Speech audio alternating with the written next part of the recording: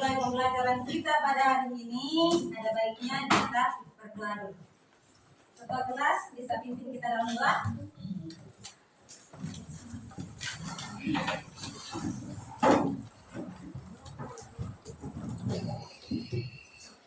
Persiapkan hati dan hati kita untuk berdoa. Dalam nama Bapa, Bapa, Putra, dan Roh Kudus. Amin. Ya Tuhan, terima kasih karena Engkau sudah menjaga. Dalam nama Bapa, Bapa, Putra, dan Roh Kudus. Amin. Oke, terima kasih Sister telah membawakan kita dalam video. Sebelum kita memulai pembelajaran juga, Ibu absen dulu ya. Oke, ketua kelas apa yang tidak hadir hari ini? Semuanya benar-benar. Hadir semua? Adik. Oke, baik. Untuk materi kita pelajaran hari ini itu berpikir komputasional dalam membuat instruksi sederhana menggunakan bahasa pemrograman. Di sini kita gunakan bahasa pemrograman yakni bahasa pemrograman Python. Ada yang sudah tahu Python? Sudah pernah buat? Belum. Maka dari itu sebentar kita akan buat melalui diskusi. Sebelum masuk ke kita pelajaran yang sebenarnya, kita harus melihat dulu dengan kesepakatan kelas kita. Satu orang bisa baca? Nggak bisa. Oke, Stanis, silakan. Kesepakatan kelas kita yang pertama apa? Berdoa di saat memulai dan mengakhiri pembelajaran. Oke, berdoa di saat memulai dan mengakhiri pembelajaran. Yang kedua, Membuang sampah pada tempatnya. dan yang ketiga, Menjaga ketertiban selama pembelajaran berlangsung. oke. Jadi 3 kesepakatan kelas ini pada saat pembelajaran hari ini juga kita buat atau mau tambahkan lagi? Sepakatnya seperti ini atau tambahkan kesepakatan yang baru lagi? Oke, deal ya? Nah, berarti selama pembelajaran berlangsung 3 kesepakatan ini kita Gunakan. materi sebelum kan kita sudah membahas apa itu berpikir komputasional dan ada beberapa pilar utama juga dari berpikir komputasional. Masih ada yang ingat apa itu berpikir komputasional?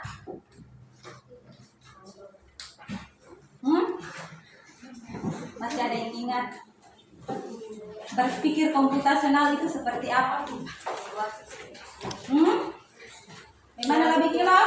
Membuat sederhana menggunakan bahasa program. Berpikir komputasional itu seperti apa? Suatu metode atau cara Satu metode atau cara Berpikir yang menjaga masalah. Satu metode atau cara berpikir untuk memecahkan masalah. Dari pemecahan masalah berpikir komputasional itu juga dia mempunyai 4 pilar utama. Nah, pilar utama kemarin itu apa saja? Dekomposisi. Apa lagi?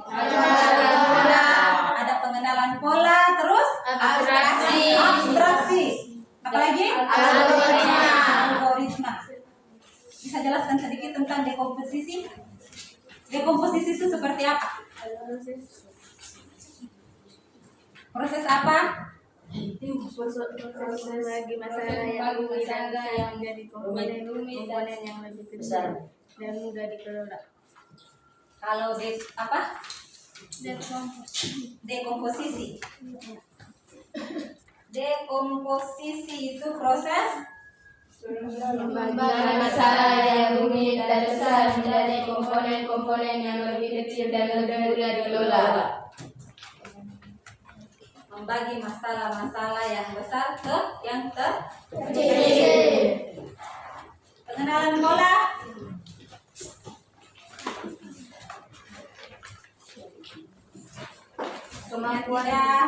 Kemampuan untuk mengidentifikasi pola derek atau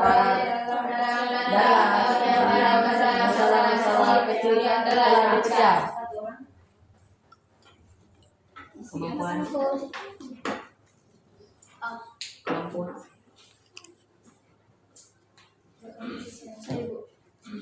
Silakan. Kemampuan untuk mengidentifikasi pola tren atau paralel dalam data atau di antara masalah-masalah kecil yang telah dipecah. Kalau pengenalan pola itu kemampuan kita untuk mengidentifikasi sebuah pola. Misalkan kemarin, kalau tidak dalam kehidupan sehari-hari pengenalan pola itu kasih contoh di saat kalian melipat baju.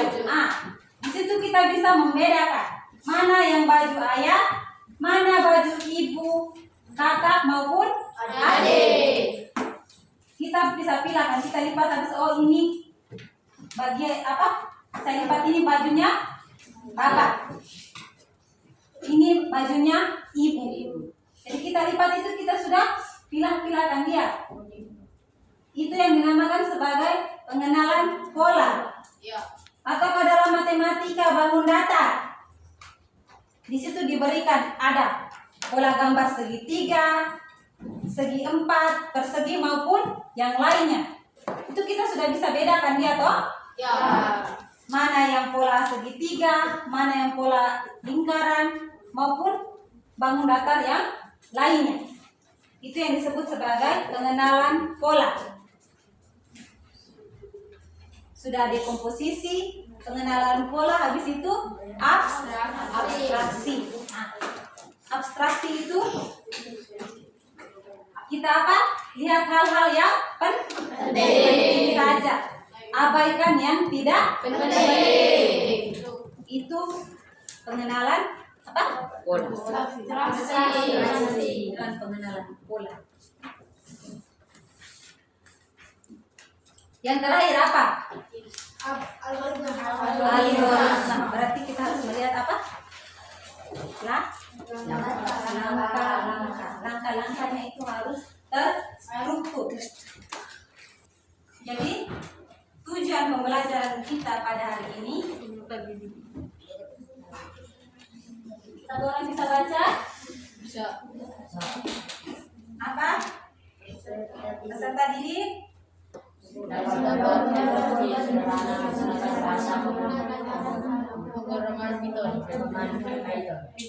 Jadi tujuan pembelajaran kita hari ini yakni peserta didik dapat membuat instruksi sederhana menggunakan bahasa pemrogram, yakni bahasa Python. Oke, sebelum itu kita harus nonton satu video. Algoritma adalah serangkaian langkah berurutan yang jelas dan terdefinisi dengan baik untuk menyelesaikan suatu masalah atau melakukan sebuah tugas. Contohnya seperti proses kamu bersiap-siap untuk sekolah di pagi hari bisa dianggap sebagai sebuah algoritma dengan melakukan langkah-langkah seperti pertama, bangun dari tempat tidur, kedua, sikat gigi, ketiga, mandi, keempat, memakai seragam sekolah, 5 sarapan, kemudian 6 berangkat sekolah, merupakan analogi dari sebuah algoritma yang terdiri dari urutan kegiatan yang terstruktur dan dilakukan untuk sesuai langkah yang telah dituliskan. Contoh lain adalah seperti langkah-langkah membuat secangkir teh, dari mulai menyiapkan gelas, menambahkan gula, menambahkan teh, dan menyiramnya dengan air panas, diaduk sampai teh siap untuk diminum. Nah, langkah-langkah untuk menyelesaikan sebuah permasalahan inilah yang disebut dengan algoritma. Sama seperti kamu memerlukan. Oke. Setelah menonton video ini, contoh yang diberikan kalian nonton video tadi sampai pada contoh yang tadi kalian sudah sebutkan, itu merupakan langkah-langkah terstruktur supaya menjadi sebuah hasil atau sebuah bahan.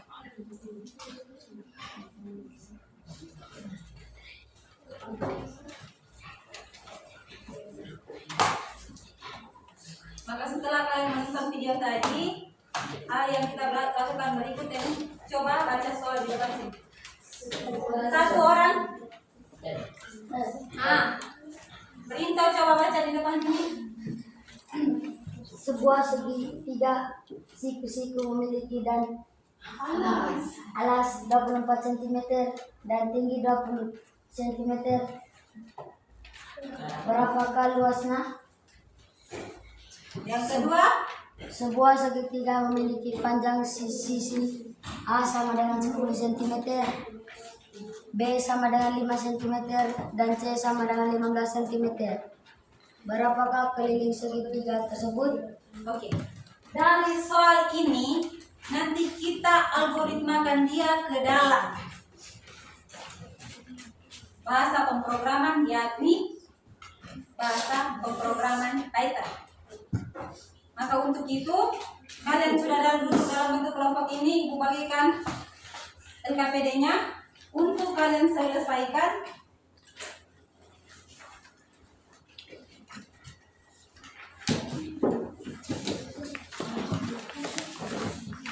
Kali sudah.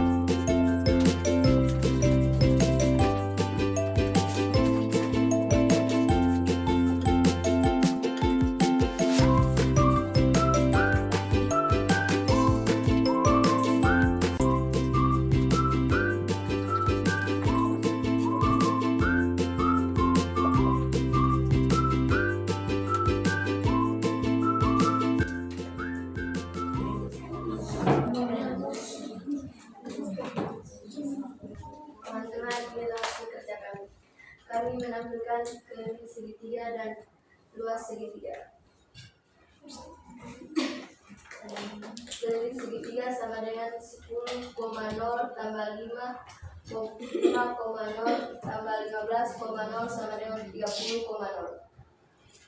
Luas segitiga sama dengan 1/2 kali 24,0 kali 20,0 sama dengan 240,0. Sekian dan terima kasih. Oke, kita tepuk tangan.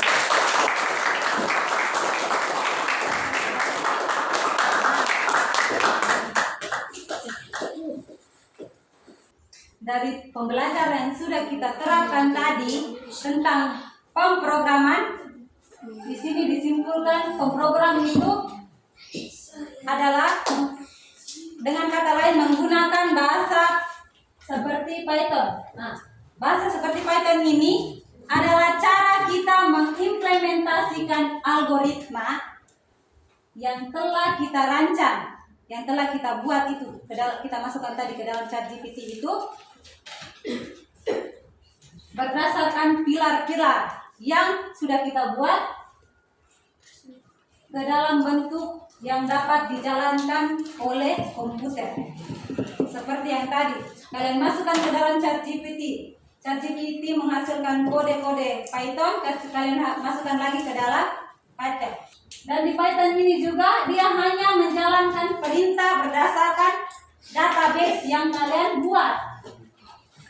Jadi kalau kita perintahkan di luar database, maka dia akan menjadi error data atau data yang kita inginkan itu dia tidak kasih keluar karena datanya di luar dari database yang sudah kita buat. Bisa dipahami? Bisa. Hanya itu saja. Nanti kita lanjut dengan materi yang berikut tentang ini. Memahami literasi digital. Ini pembelajaran kita minggu depan. Bisa? Bisa. Oke. Baik, hanya itu saja. Ketua kelas, lalu kita dalam pegang.